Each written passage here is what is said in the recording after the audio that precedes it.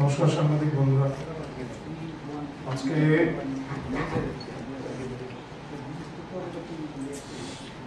আমরা কয়েকটি বিষয় জনগণের অবগতির জন্য আপনাদের মাধ্যমে প্রকাশ্যে আছি। কারণ আপনারা গত কয়েকদিনে দেখেছেন একটি রাজনৈতিক দল আমাদের জনসমাবেশের পর তারা একটি সমাবেশ করেছেন এবং সেই সমাবেশ থেকে তারা যেভাবে ভারতীয় জনতা পার্টি পরিচালিত সরকারকে কালিমালিপ্ত করার চেষ্টা করেছেন এবং যে সমস্ত অসত্য তথ্য পরিবেশন করেছেন, তাতে আমাদের তরফ থেকে, আমাদের পার্টির তরফ থেকে কিছু বক্তব্য রাখা বিশেষ প্রয়োজনীয় হয়ে পড়েছে। যদিও মানুষ তাদের এই সমস্ত বক্তব্য গ্রহণ করে না এবং যারা এই 88 থেকে 93 পর্যন্ত যে জোট সরকার ছিল, নতুন প্রজন্মের যারা হয়তো ভুলে গেছেন, কিন্তু ওই সময়কালে যারা দেখেছেন, সময়কালকে যারা মানে ভুগেছেন, যারা ভুক্তভোগী, তারা নিশ্চয়ই এই বিষয়গুলো জানবে। ফলে আমরা আবার নতুন করে সেই সমস্ত বিষয়গুলি মনে করিয়ে দিতে চাইছি। আমাদের বিরুদ্ধে যে সমস্ত অভিযোগগুলি আনা হয়েছে তার তো বাস্তবে কোনো ভিত্তিই নেই, কিন্তু যারা বলছেন এই কথাগুলি তাদের ফল হাকিকত কি, তারা কি অবস্থায় ছিলেন, তাদের সরকার যখন ছিল তখন তারা কি অবস্থায় ছিল, কি ধরনের কার্যকলাপে লিপ্ত ছিলেন, সেগুলি আবার একটু আমরা মনে করিয়ে দিতে চাইছি।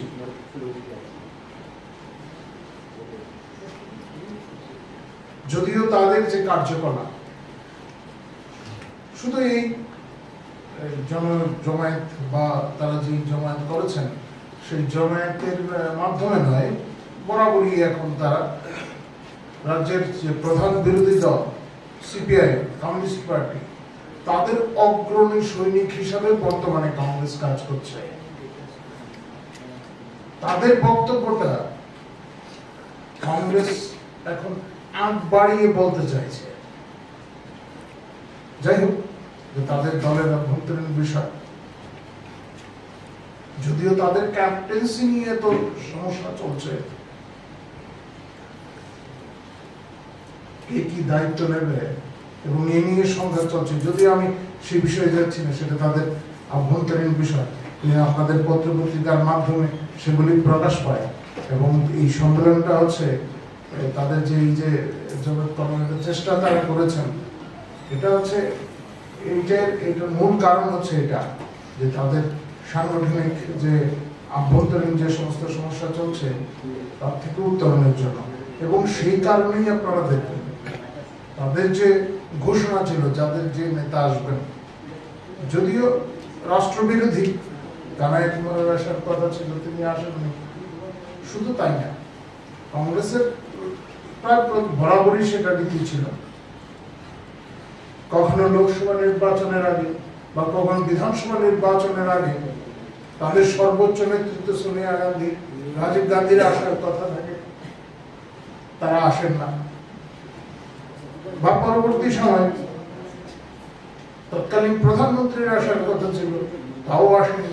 এটা রীতি এবং সেই রীতি অনুযায়ী এবারও আমরা দেখেছি তাদের যে যার নাম ঘোষণা করেছিলেন, কমিউনিস্ট পার্টিকে খুশি করার জন্য যার নাম তারা প্রকাশ করেছিল, তিনিও আসেনি।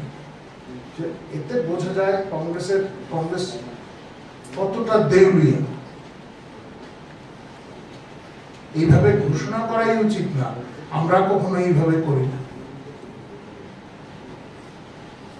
যাই হোক, তাদের বক্তব্যের আগে সিপিআইএম এর তরফ থেকে বলা হয়েছিল আমরা নাকি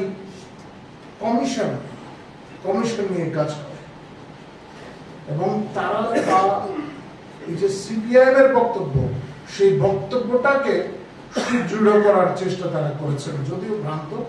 আমরা আগেই বিরোধী দল নেতারা যখন বক্তব্য রেখেছেন তারপরেই আমরা এই বক্তব্য রেখেছি। আমরা কোথাও সুনির্দিষ্ট এই ধরনের প্রমাণ দিতে পারবেন না।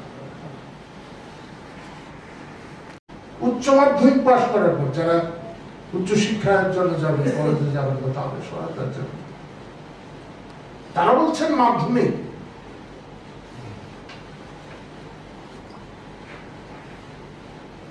এইভাবে মানে কিভাবে তারা এই সমস্ত কথাগুলি বলেন? কিন্তু ক্ষতিও তো দেখতে পারতেন, গভর্নমেন্টের যে অর্ডারটা আছে সেই অর্ডারটা খতিয়ে দেখতে পারতেন যে সেখানে কি লেখা আছে, সরকারি যে কাগজটা বেরিয়েছে তাতে কি লেখা আছে সেটাও দেখতে পারতেন। সেই সময়টুকু এতটা অস্থির,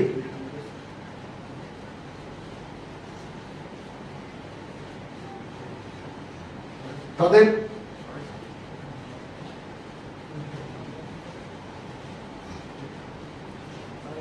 আমি আর কয়েকটা বিষয় আপনাদের সামনে উল্লেখ করতে চাই। যারা আমাদের বিরুদ্ধে অভিযোগ তুলছেন, সুনির্দিষ্ট কোনো অভিযোগ নেই। আমিও আপনাদের সামনে তাদের সময়কালের পত্রিকাগুলি তুলে আমি এই অভিযোগগুলি করছি। 93 নির্বাচনের ঠিক আগে দৈনিক সংবাদ পত্রিকায় এই কার্টুনটা বেরিয়েছিল। 5 বছরের কর্মকৃতিত্ব, পঞ্চায়েত রাজ খতম, গণতন্ত্র, তারা গণতন্ত্রের কথা বলেন।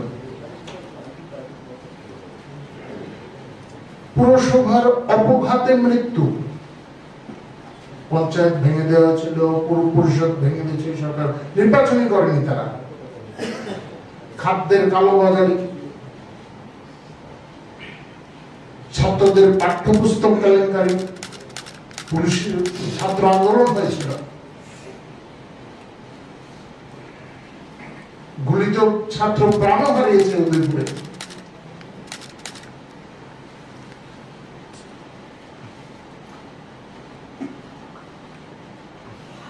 সেতু, রাস্তাঘাট ভক্ষণ লেখা আছে এখানে। একটা দৃষ্টান্ত দেখাতে পারবেন না আমাদের ক্ষেত্রে। বিভিন্ন স্কিমের টাকা লোপাট,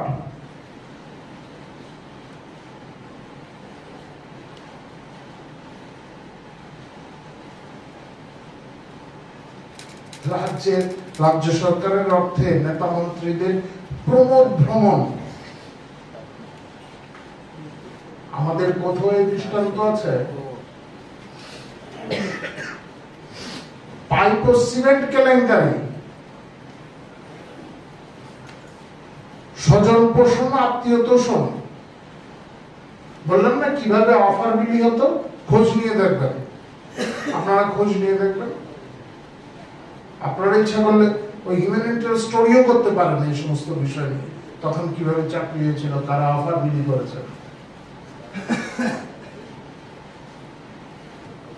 আর স্বাস্থ্য সংক্রান্ত ক্ষেত্রে তো সে তো আপনারা নিজেরাও দেখছেন, এই 12 আমল পর্যন্ত কিভাবে আন্তরিক আর ম্যালেরিয়ায় মৃত্যু হতো।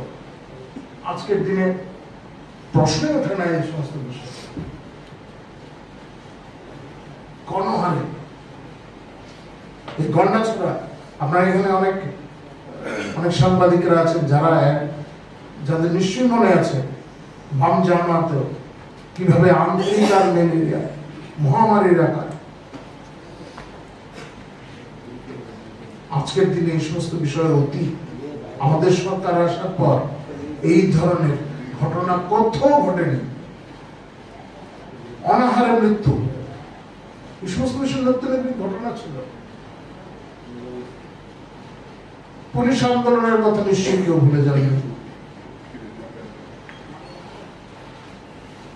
গণতন্ত্রের কথা বলছেন, আইন আদালতের কথা বলেন। তাদের জামানায় উকিল পেটাই করানো হয়েছে, রাস্তায় নামতে বাধ্য হয়েছিলেন আইনজীবীরা।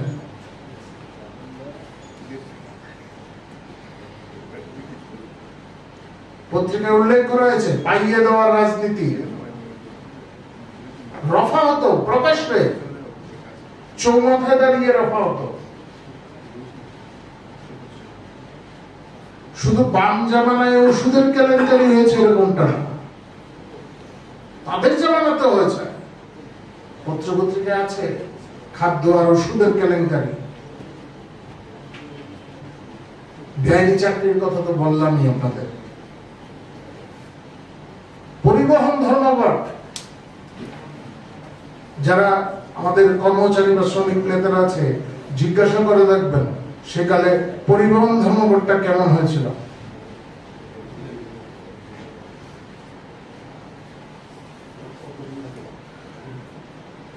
আইন শৃঙ্খলার অবনতি, নারীদের উপর অত্যাচার, এই সমস্ত বিষয় তো বললাম। একটা গুন্ডারাজ কায়েম হয়েছিল এই রাজ্যে।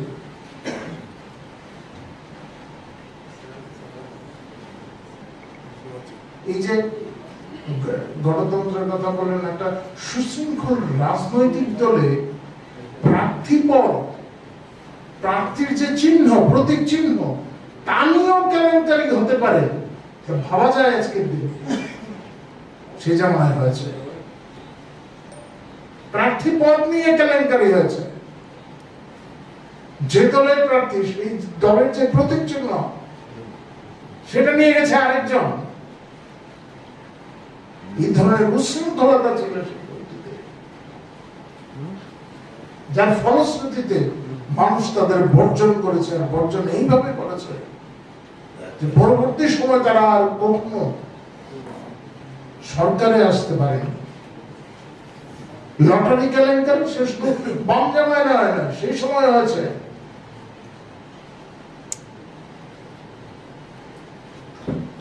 যাই হোক, আরো অনেকগুলি বিষয় আছে, আমি সেদিকে গেলাম না। ভ্রষ্টাচারের কথা বলছেন তারা, যে সরকারটা এই 88 থেকে 93 ভ্রষ্টাচারের মধ্যেই ডুবেছিল।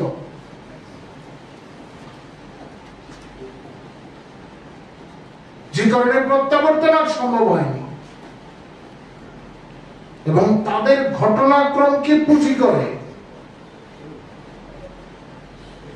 সিপিআইএম এতকাল প্রচার করে গেছে, এবং 25টা বছর, টানা 25টা বছর তাদের এই 5 বছরের কর্মকাণ্ডকে তুলে ধরে নির্বাচনে প্রচার অভিযান চালিয়েছে এবং সাফল্য পেয়েছে। মানুষ এতটা বিরক্ত হয়ে গেছিল তাদের উপর।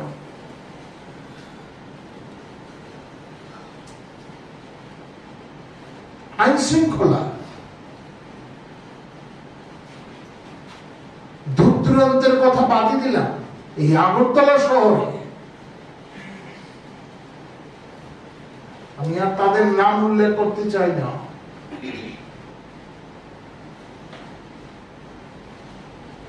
কিভাবে নারীদের অসম্মান করা হয়েছে, অপহরণ। এই প্যালেস কম্পাউন্ড এলাকা থেকে কতজনকে অপহরণ করা হয়েছিল তাদের জামানায়। এই রাজ্যের মানুষ ভুলে যাবে না সবিতা হত্যার বিষয়টি, ভুলে যাবে না। কারা কারা যুক্ত ছিল,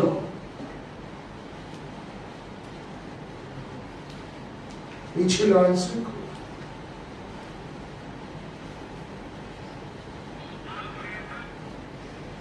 শুধুমাত্র রাজনৈতিক লাভালাভের অঙ্ক কষে উপনির্বাচনের আগে আমাদের সামরিক শর্মাকে হত্যা করা হয়েছে। এগুলো কি ত্রিপুরা মানুষ ভুলে যাবে? এদের সমর্থনে এসে মানুষ দাঁড়াবে?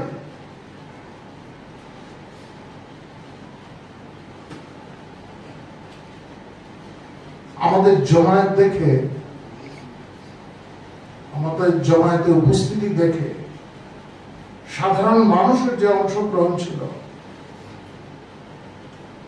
তা দেখে তারা ঘাবড়ে গেছেন।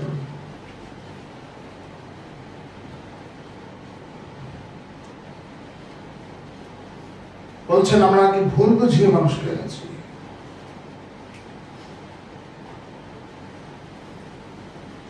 মানুষ স্বতঃস্ফূর্ত ভাবে। আজকের দিনে মানুষকে বোকা বানানোর সুযোগটা খুবই কম। মানুষ সব জানতে পারে, সরকারি প্রকল্পগুলি সম্পর্কে জানতে পারে, কারা এই সমস্ত প্রকল্প থেকে সুযোগ নিতে পারেন সে সমস্ত বিষয়ে জানেন, কিভাবে নিতে পারেন সে সমস্ত বিষয়ে জানেন। তারা এও জানেন এখন চাকরির জন্য কিংবা সরকারি ঘোষিত বিভিন্ন প্রকল্পের সুবিধা নেওয়ার জন্য নেতার বাড়িতে ভিড় করতে হয় না, মন্ত্রীর বাড়িতে ভিড় করতে হয় না। সেগুলি জানেন মানুষ। যারা এসছেন আমাদের জনজমায়েতে স্বতঃস্ফূর্ত ভাবে এসেছেন। আপনারাই কথা বলেছেন অনেকের সঙ্গে, আমাদের যারা সাধারণ সমর্থকরা এসছেন তাদের সঙ্গে আপনারা কথা বলেছেন।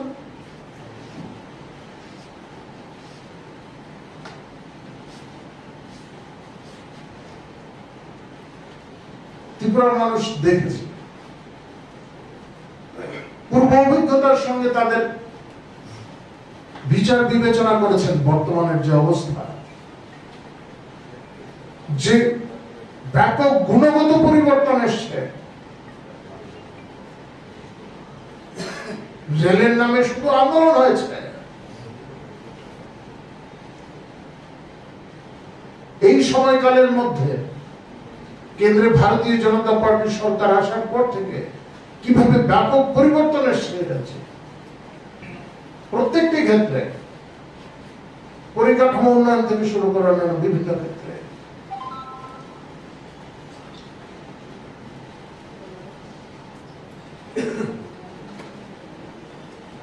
আইন শৃঙ্খলার ক্ষেত্রে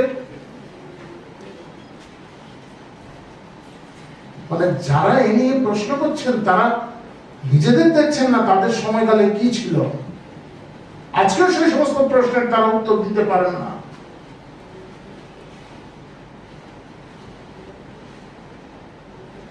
ধৈর্য ধরে শোনার ক্ষমতাটাও নেই। আমরা আমাদের সরকার ঘোষণা করেছে বোর্ডের পরীক্ষায় 10+2 মানে উচ্চ মাধ্যমিক পরীক্ষায় প্রথম 140 জন মেয়েকে ছাত্রী তাদেরকে স্কুটি দেওয়া হবে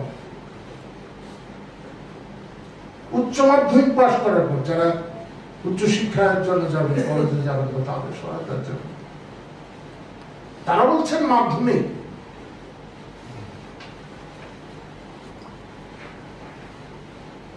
এইভাবে কিভাবে তারা এই সমস্ত কথাগুলি বলেন?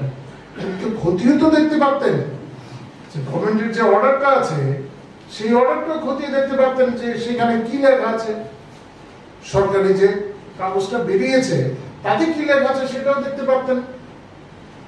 সেই সময়টুকু এতটা অস্থির,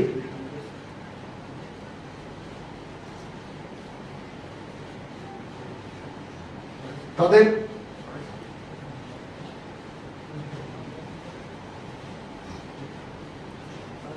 আমি আর কয়েকটা বিষয় আপনাদের সামনে উল্লেখ করতে চাই। যারা আমাদের বিরুদ্ধে অভিযোগ তুলছেন সুনির্দিষ্ট